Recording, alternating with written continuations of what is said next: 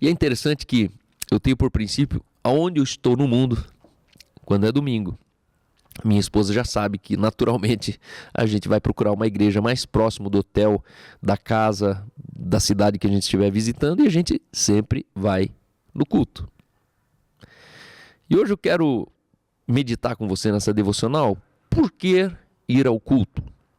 Nós sabemos que a história do mundo mudou nos dias de pandemia, onde muitos crentes meia boca descobriram que não precisam e não sentem falta de ir no culto. Afinal, a igreja chegou na casa deles. Olha que interessante.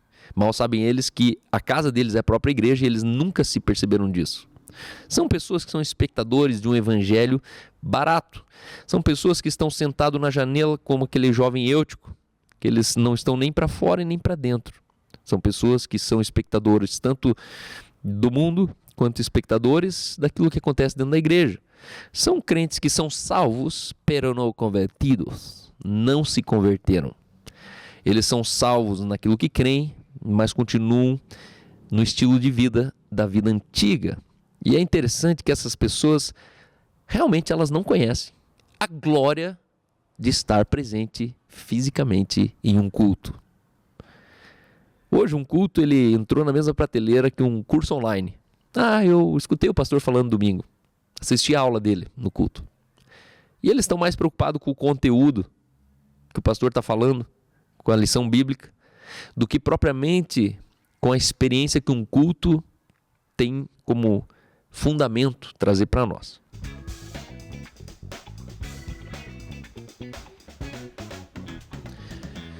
Senhoras e senhores, sejam bem-vindos para mais um programa Bíblia na Mesa, o seu podcast semanal, seu devocional diário, seu evangelho sem agrotóxico. Hoje, sexta-feira, dia 13 de dezembro, e estamos na reta final desse ano extraordinário. Tivemos um ano espetacular, nasceu mais um campus da Igreja no Cinema aqui em Curitiba. Tivemos essa última final de semana, nossa festa de gala, o The Way e tantas outras coisas. Tão bom para celebrar aquilo que Jesus fez. Nós somos colecionadores de testemunhos, então conta pra gente nos comentários aqui o que Jesus tem feito na tua casa, o que o Bíblia na Mesa tem sido na tua casa, na tua vida. E com certeza o nosso objetivo maior aqui é que você seja nutrido, que você seja fortalecido por essa palavra que é imutável, essa palavra que é incorruptível, essa palavra que é suficiente para mudar a sua maneira de ver o futuro, porque afinal o que nós acreditamos muda o mundo. Então, nessa manhã, nessa tarde, nessa noite, independente quando e aonde você está me ouvindo, eu quero declarar que o eu sou, aquele que era, que é e que será, ele nesta hora faz nova todas as coisas. E nessa manhã eu tenho uma palavra de encorajamento, de incentivo, uma palavra de inspiração, uma palavra de exortação para sua casa, para sua família, e tenha certeza, Jesus quer falar com você nessa manhã. Vamos orar? Pai, obrigado. Obrigado porque nós sabemos em quem temos crido, sabemos que é certo e é poderoso para fazer infinitamente além de tudo aquilo que pedimos ou pensamos. Nessa manhã, Espírito Santo, eu oro para que a tua palavra invada os corações, que haja uma avalanche de revelação.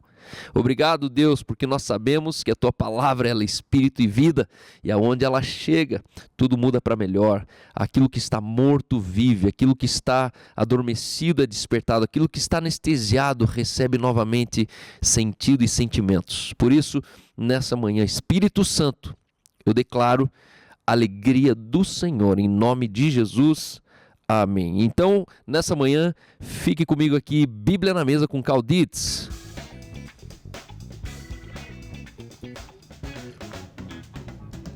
O tópico dessa manhã é culto. O tópico dessa manhã é culto. Não sei você, mas eu cresci dormindo nos bancos da igreja. Dormia debaixo dos bancos da igreja. Eu me lembro que nos anos 90 a gente fazia parte de uma igreja chamada O Exército de Salvação, Salvation Army, que foi fundado por um grande homem, um general da fé chamado William Booth. William Booth era um britânico e ali no Reino Unido nasceu o movimento de Exército de Salvação, Não sei se você já viu, inclusive nos filmes, né? O Exército de Salvação é muito conhecido pela arrecadação de roupas, pela ação social, e existem pontos na Europa de distribuição de alimentos do Exército de Salvação. E é uma igreja, no mínimo, interessante, porque nessa igreja é literalmente um quartel, onde tem o soldado, o jovem soldado, o cadete local, depois tem o capitão, tem o comandante, tem o coronel, tem toda uma hierarquia, né? Os cultos, as pessoas elas vão uniformizadas, então você tem o distintivo aqui no ombro. Só esqueceram de falar para eles que o exército de Deus, na verdade, são os anjos, né? Nós, na verdade, somos os embaixadores do reino de Deus, nós não somos o exército de Deus. Mas, mudando, né, de foco, nós, as terças-feiras à noite, tinha um culto de oração. Eu me lembro que meu pai passava no Erasto Gärtner, que era onde a gente estudava, enchia a Kombi com os filhos, pegava a gente da escola e a gente já ia de agasalho mesmo. E eu sempre me perguntava qual que era a lógica do meu pai me levar no culto de oração, porque eu lembro que a gente chegava lá, não era nada divertido. Nos domingos, pelo menos o culto, a gente tocava vagem, colher, tocava pandeiro, tocava acordeão, a gente tocava bumbo, tocava repique, tocava um monte de coisa, então a gente se divertia ali meio que tocando no meio do culto. Mas na terça-feira não era divertido. A gente chegava lá e meu pai começava a reunir o pessoal em torno da oração e de repente estava todo mundo de joelho e a gente ia ficar 1 hora orando de joelho, né? E as primeiras 3 orações eu lembro, eu ouvia, né? As últimas 20 a gente terminava dormindo, meu pai terminava levando os corpos para dentro da Kombi para a gente voltar para casa. E assim foi por anos a nossa vida. Meu pai sempre insistiu em estarmos no culto, era uma coisa irredutível, inegociável na minha casa. Eu e meus irmãos, nós éramos obrigados ao culto. E era bem interessante porque naquela geração ali, esse kids, essa estrutura de infantil não existia na realidade nacional da igreja, né?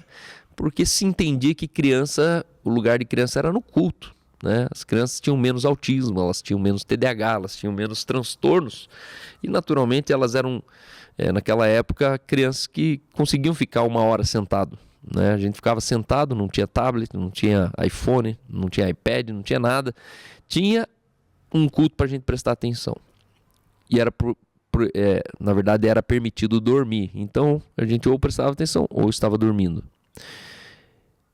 E uma das coisas que eu aprendi foi sempre ir para o culto. Hoje meus filhos vivem essa realidade. Desde que eles nasceram, nós sempre fomos ao culto. E é interessante que eu tenho por princípio, aonde eu estou no mundo, quando é domingo, minha esposa já sabe que naturalmente a gente vai procurar uma igreja mais próximo do hotel, da casa, da cidade que a gente estiver visitando e a gente sempre vai no culto. E hoje eu quero meditar com você nessa devocional. Por que ir ao culto? Nós sabemos que a história do mundo mudou nos dias de pandemia, onde muitos crentes meia boca descobriram que não precisam e não sentem falta de ir no culto. Afinal, a igreja chegou na casa deles. Olha que interessante. Mal sabem eles que a casa deles é a própria igreja e eles nunca se perceberam disso.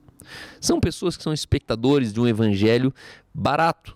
São pessoas que estão sentados na janela como aquele jovem Eutico, que eles não estão nem para fora e nem para dentro. São pessoas que são espectadores tanto do mundo quanto espectadores daquilo que acontece dentro da igreja. São crentes que são salvos, pero não convertidos. Não se converteram. Eles são salvos naquilo que creem, mas continuam no estilo de vida da vida antiga. E é interessante que essas pessoas realmente elas não conhecem a glória de estar presente fisicamente em um culto. Hoje um culto ele entrou na mesma prateleira que um curso online. Eu escutei o pastor falando domingo. Assisti a aula dele no culto. E eles estão mais preocupados com o conteúdo que o pastor está falando, com a lição bíblica, do que propriamente com a experiência que um culto tem como fundamento trazer para nós. Culto é uma das práticas culturais mais antigas da humanidade. Uma das coisas em comum nas tradições primitivas é que todo povo, raça, tribo, cultura tinha sempre em comum cultos. Paulo chegou em um povoado e ali eles estavam prestando cultos. Se fosse da nossa época, da nossa geração, provavelmente os pastores ali, no lugar de Paulo, expulsariam o demônio. Falei, sai capeta, estão adorando outro Deus. E aí Paulo, ele é sagaz, porque ele chega e fala, viu, vocês estão adorando um Deus desconhecido, mas eu sei o nome dele. E olha que interessante, Paulo pega alguém que não é irmão e fala assim, ó, o Deus que vocês estão tentando adorar, ele tem nome e ele é meu Deus, eu conheço ele, deixa eu apresentar ele para vocês. E é interessante isso, porque a Bíblia diz, amarás o teu Deus de todo o teu coração e não terás outros deuses diante de mim, diz lá em Êxodo. Mas daí vem Jesus e fala, viu, é o seguinte, Êxodo diz não terás outros deuses, mas eu estou dizendo para vocês que só há um Deus, o único Senhor.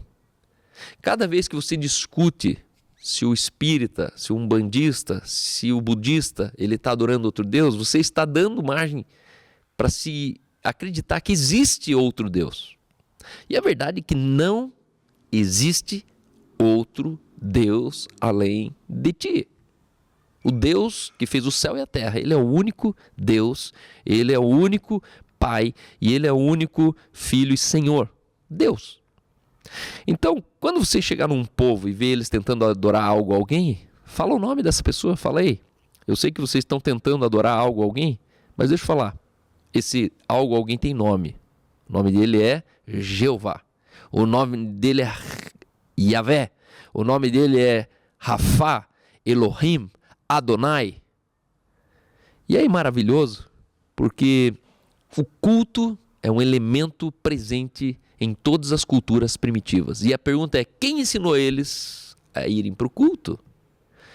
Cultuar não é uma metodologia cultural. Cultuar é uma necessidade que Deus colocou inerente em cada ser humano. Todo ser humano nasceu com a natureza de adorar algo ou alguém. A verdade é que quando nós não estamos supridos no Deus que nós nascemos para adorar, nós começamos a adorar outras coisas. Adoramos algo ou alguém. Adoramos um filho, adoramos um time, adoramos uma banda, adoramos uma esposa, adoramos um ator, uma atriz. E a verdade é que todos nós nascemos com uma carência, temos a carência, uma caridade, onde nós temos necessidade de adorar. E a pergunta não é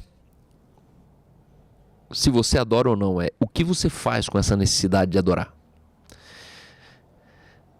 O texto de Apocalipse é o último livro da Bíblia e é interessante que Apocalipse é uma visão, uma mensagem dada em visão de um cara que provavelmente estava num culto.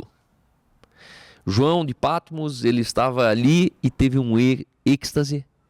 E ele, no meio de um momento de um culto, como eu e você, nós temos regularmente todos os domingos, quartas-feiras, sextas-feiras, terças-feiras, ele subitamente, no meio de um culto, ele é arrebatado. A Bíblia, ela termina em esplendor. Apocalipse se resume em visão, cânticos, juízo, libertação, terror, triunfo.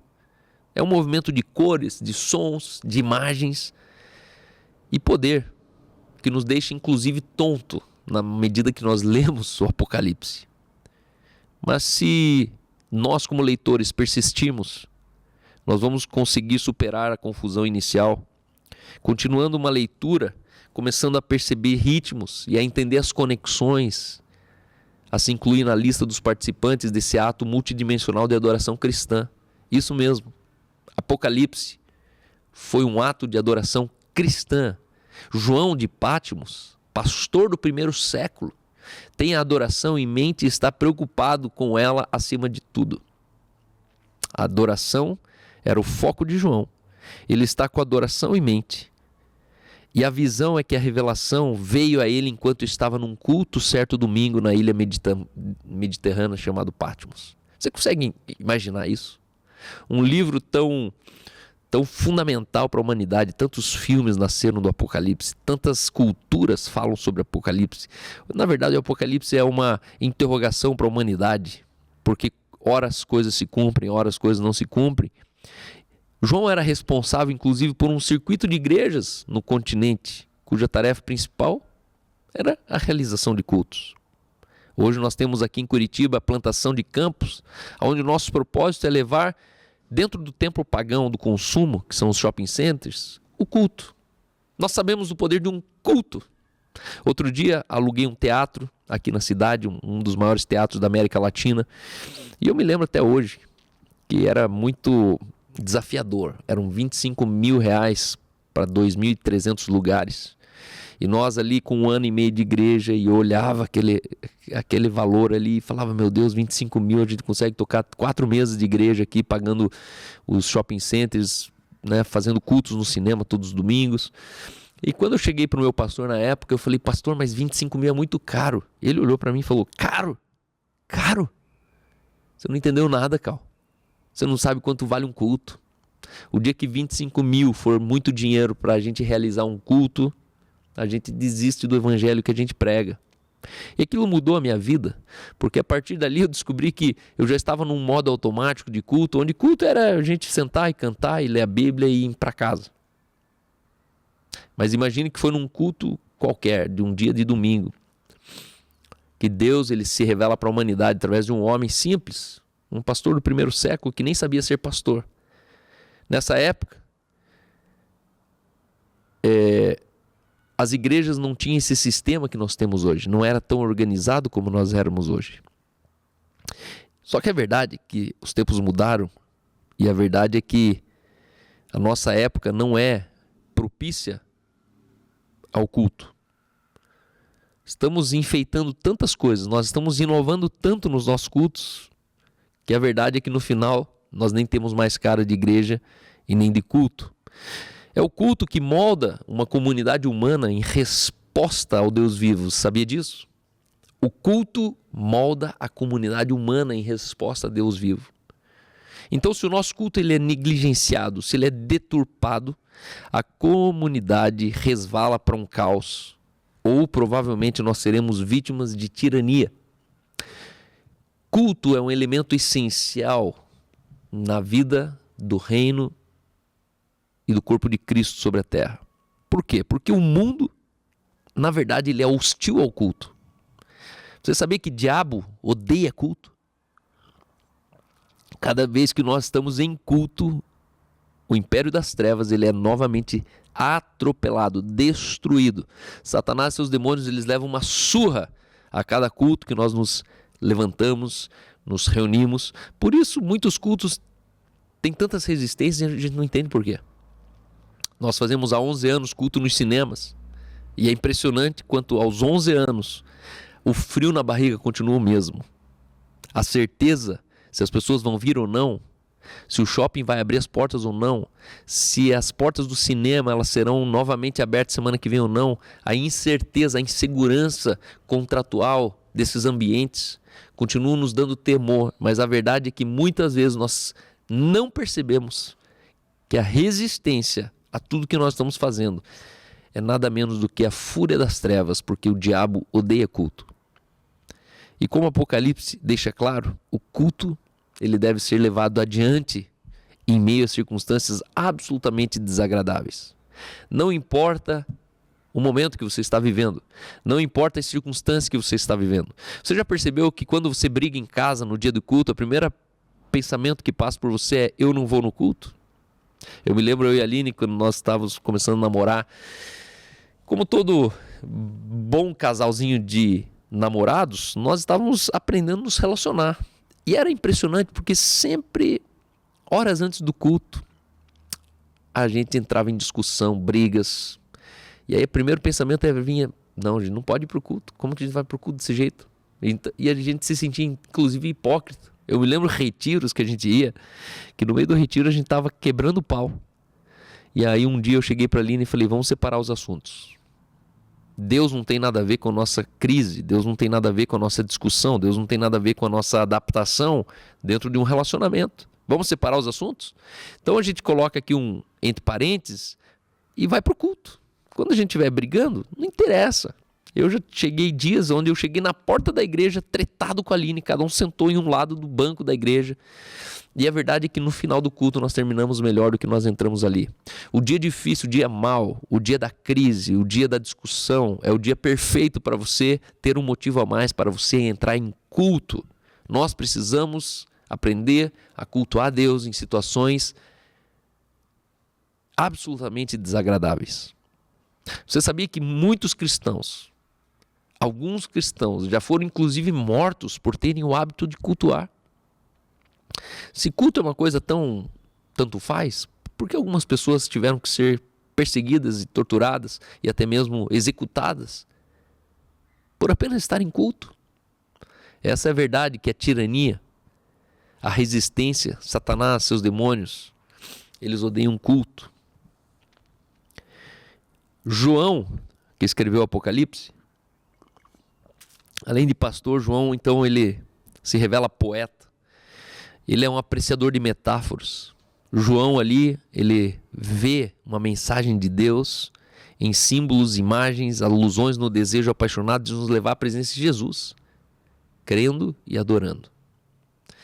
Mas as exigências que se faz à nossa inteligência e imaginação são bem recompensadas, pois na companhia de João nosso culto a Deus será certamente aprofundado em importância e alegria. E nessa manhã, nessa devocional, eu quero te levar a 4 razões por que nós fazemos cultos. Se você não tem o hábito de ir para o culto, a partir de hoje eu quero te desafiar, você a assentar isso no teu coração, transformar isso na cultura familiar, mudar isso como hábito do seu casamento, priorizar isso como uma agenda da sua casa, entregar isso como legado aos filhos e aos filhos dos seus filhos. Ninguém aprende, ou melhor, ninguém vai ao culto sem antes ter sido ensinado o quanto é importante nós irmos ao culto. E a questão não é o que nós vamos fazer lá, a questão é que nós estamos sendo surpreendidos pelo que Deus está fazendo lá. Às vezes a gente está falando assim, quem que vai pregar? Quem que está tocando? Vai ter a banda lá? É fulano que vai estar ministrando? Só que o nosso olhar está errado, porque nós estamos pensando em o que vamos fazer lá e não tendo a certeza de quem nós somos juntos lá. Nós nos colocamos em culto para revelar a noiva de Cristo na terra. Quando nós estamos em comunhão, há uma manifestação poderosa do corpo de Cristo dentro de um bairro, dentro de uma cidade. Então, o primeiro porquê que nós deveríamos cultuar e ter o hábito cultivado de ir ao culto é baseado em Hebreus 10, 25, que diz: não deixemos de congregar-nos, como é de costume de algum. Primeira razão para você não deixar de congregar fisicamente em um culto de domingo, em um culto de sexta-feira, em um culto de quarta-feira, é que o escritor aos Hebreus ele diz: não deixemos-nos de congregar. A Bíblia recomenda, a Bíblia te dá instrução, e ele diz como é de costume de alguns.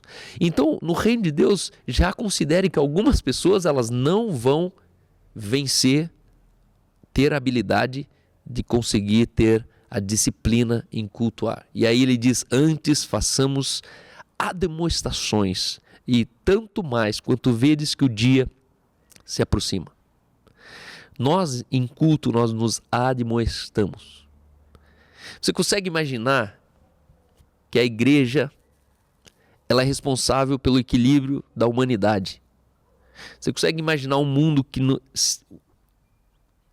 tenta imaginar comigo um mundo sem culto. Nosso mundo seria 10, 20, 100, 1000 vezes mais caótico se não existisse a igreja de Jesus na terra.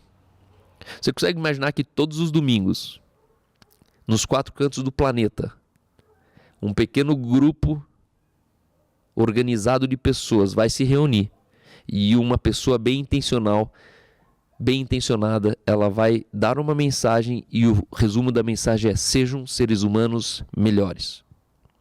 Dos 42 países que eu já passei na vida, todos os países eu encontrei uma igreja. E era domingo de manhã, outro era domingo 2 da tarde, outros foram domingo 4 da tarde. Poucos lugares era domingo à noite. E você consegue imaginar que milhões e milhões e milhões de pessoas nesse próximo domingo, elas vão ao culto? E o que seria do nosso mundo se não existisse essa organização orgânica de núcleos, de pequenos grupos de pessoas que se organizam com alguém falando seja melhor, seja mais fiel, seja mais generoso? Todos os domingos nós temos um reset no planeta, porque alguém está novamente recebendo uma injeção de ânimo que a Bíblia chama de admoestação. Antes façamos admoestação. Não deixemos de congregar-nos. Nós precisamos entender que isso é uma recomendação de sabedoria. Isso não muda Deus. Congregar não muda Deus. Congregar muda eu e você. Segundo lugar, por que deveríamos cultivar o hábito de ir ao culto? Está baseado em Colossenses 3,16. Diz assim que a mensagem a respeito de Cristo em toda a sua riqueza preencha a vida de vocês. Ensinem e aconselhem uns aos outros com toda a sabedoria. Cantem a Deus salmos, hinos, cânticos espirituais com corações agradecidos. Segunda razão porque nós vamos no culto é para preencher a vida de cada um dos seres humanos que estão vindo ao culto. Nós preenchemos a nossa vida à medida que nós recebemos ensino, conselho, cantamos salmos, cantamos hinos, cânticos espirituais com corações gratos. Se coloque em culto pronto para ter uma vida de preenchimento, de plenitude. Talvez você tenha buscado essa plenitude nas coisas, na carreira, tenha buscado essa plenitude na viagem, no hobby, mas não existe outra coisa que preencha mais do que o encontro da comunhão dos santos. Terceiro lugar, porque nós deveríamos cultivar o hábito de ir para a igreja. Está baseado em 1 Coríntios 14, 26, que diz: Pois bem, irmãos, o que fazer então? Quando vocês se reunirem, um cantará, o outro ensinará, o outro revelará, o outro falará em línguas, e outro ainda interpretará o que foi dito em línguas. Tudo que foi feito, porém, deverá fortalecer a todos. Então, em primeiro lugar, você vai em uma igreja para ter o hábito de não deixar de congregar. Em segundo lugar, você vai para ser preenchido naquilo que só Deus, na sua comunhão, na expressão da comunhão, pode te preencher. Em terceiro lugar, você vai para ser fortalecido. Outra palavra para fortalecido é edificado. Você sai dali mais construído. Por isso, desconfie de uma igreja que você sai pior do que você entrou. Uma igreja cujo discurso dela termina te lembrando quão pecador você é, quão desgraçado você é, quão miserável você é, quão injusto você é, quão imerecido você é. Uma igreja que você não termina o culto fortalecido, fuja dela. Ela não está pregando a proposta do evangelho, que é um evangelho que traz poder, um evangelho que traz revelação. E em quarto lugar, para terminar, você deveria ir ao culto para ser purificado de toda sombra de pecado. Nós vamos para o culto para sermos purificados de todo pecado. Calma, mas você não fala que pecado não existe? Pecado não existe, ou hamartia. Mas a atitude pecaminosa, que é o hamartano, ele ainda é a única coisa que a gente tem condições de dar à luz. Nós podemos criar o pecado. E aí 1 João 1,7 diz assim: se porém andarmos na luz, como ele está na luz, nós mantemos comunhão uns com os outros, e o sangue de Jesus, seu Filho, nos purifica de todo pecado. Quando nós nos reunimos, existe ali um fenômeno chamado comunhão. Jesus ele falou: onde dois ou mais estiverem reunidos em meu nome, ali eu estarei. Dois ou mais. Igreja é a comunidade da comunhão perfeita. Igreja não é um santuário, um tabernáculo onde você vai, cuja base é a adoração a Deus. Não. Igreja é a reunião dos santos, caracterizando o corpo vivo de Cristo, que a igreja é o corpo místico de Cristo sobre a terra. Então, quando a igreja está reunida, Cristo é visto sobre a terra. E a Bíblia diz que ali existe a comunhão. E a comunhão, eu entendo a comunhão como uma troca venosa. Sabe troca venosa? Quando você ingere oxigênio e dentro das suas artérias, as artérias carregam oxigênio, e dentro da tua veia, a veia carrega o gás carbônico. Então, rapidamente você tem uma via de gás carbônico, uma via de oxigênio. E quando esse oxigênio ele entra, o gás carbônico ele é expelido. Por isso você não morre, por isso você sustenta a vida. Quando nós estamos em comunhão, existe um oxigênio entrando no seu ser. E a Bíblia diz que nós somos purificados de todo pecado. E como isso é possível? Isso é possível pela manifestação e ação do Espírito Santo na sua vida de pecados que talvez você nem tinha consciência que eles estavam dentro de você. Pecados, atitudes, pensamentos de pecado que você nem trouxe a lembrança, nem teve consciência, e você sai dali purificado de todo pecado. Isso é incrível, porque é quase que uma osmose, é uma ação sobrenatural do Espírito Santo. O sangue de Jesus, seu Filho, nos purifica de todo pecado. Quando? Quando nós mantemos comunhão uns com os outros. Mas qual que é o requisito da comunhão? Andar na luz. Quando nós saímos da luz e começamos a andar na sombra, né? Muitos irmãos eles estão na sombra. Você começa a tomar atitudes que não deveria, você começa a ter decisões obscuras, começa a fazer negócios ilícitos. E de repente, quando você menos percebe, você saiu da luz e a tua vida já está no marasmo, está na sombra, está nas trevas. Esse texto ele diz: se você andar na luz, você mantém comunhão. Quando nós saímos da luz, a primeira coisa que nós perdemos é a comunhão.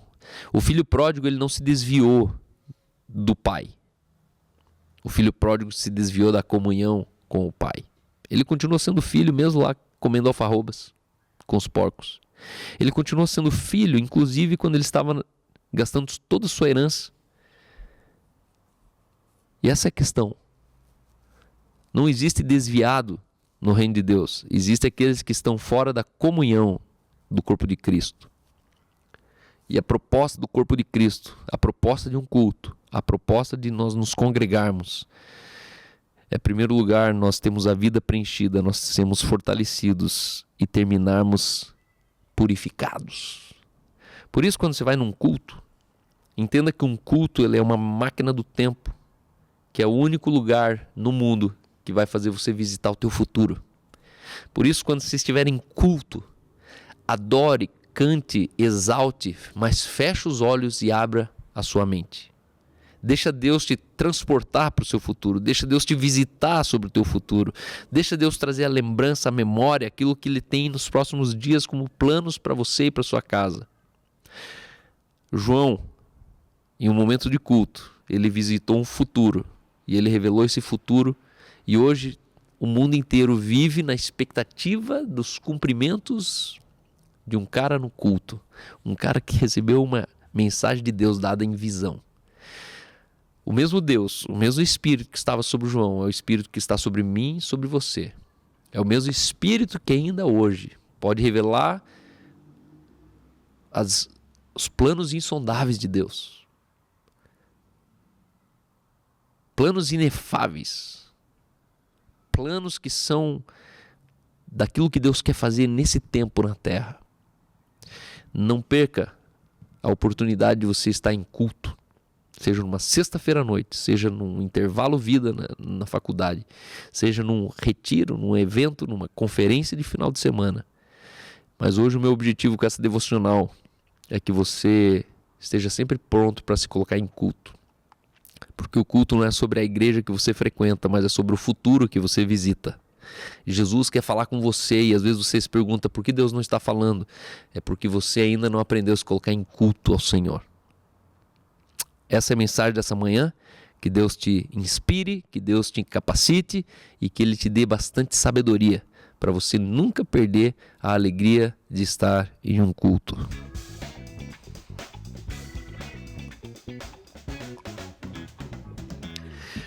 Essa é a mensagem dessa manhã. Deus abençoe vocês, que você viva alegre firmemente. Amém? Quero ainda fazer o convite para você. Nós estamos com a rampa de acesso aberto da Academia Lidera. Academia Lidera, para quem não sabe, para você que não conhece ainda, é um curso avançado em liderança, business e ministério. Seguramente o curso mais importante que existe na face da terra, porque é um dos poucos cursos que te capacita a você ser e não você fazer. Nós não estamos interessados em você se tornar um profissional que vai aprender a arrumar motor de barco, que vai aprender a trabalhar numa fábrica, que vai aprender a trabalhar no escritório. Não. Esse curso existe para chamar para fora o ser único, o líder que Deus te criou para ser na sua época, na sua geração. Então, se você quer conhecer mais, acesse academialidera.com.br. As aulas começam em fevereiro e eu quero te convidar para 20 meses, todas as quintas-feiras à noite, você ter uma imersão profunda em liderança, administração, gestão, mordomia, business, como transformar ideias em dinheiro, como você criar um plano de vida onde você termina desfrutando a vida e não sendo escravo de um trabalho. E terceiro, colocar no centro do seu coração o reino de Deus e a sua justiça em primeiro lugar. Que você seja um ministro de Deus, seja um pastor em tempo integral, mesmo quando você tem uma empresa, mesmo quando você trabalha CLT, que você viva o chamado e a vocação de Deus para a sua vida, independente daquilo que você trabalha. Ser pastor não é uma profissão. Por isso, todo pastor devia trabalhar e todo empresário devia entender que ele foi nascido, ele foi chamado para ser um pastor. Se você é crente, entenda que Deus deseja salvar o mundo. E se Deus salvar o mundo, Ele vai contar com você, com a sua casa, no pastoreio do mundo. Tá bom? Então, acesse ali, academialidera.com.br. Fique por dentro de tudo e eu te aguardo em fevereiro em sala de aula, todas as quintas-feiras, direto de Curitiba, dos estúdios da CHF, Central House Fellowship, para o mundo inteiro, através do Zoom. Você pode fazer isso online ou presencial aqui no nosso auditório. E aí, por 20 meses, nós vamos estar juntos, ao vivo, online, ministrando a sua casa, a sua vida. E você vai viver uma revolução na sua vida que você nunca experimentou antes. Valeu? Deus abençoe vocês, pessoal. Um abraço, até terça-feira que vem. Vamos para cima.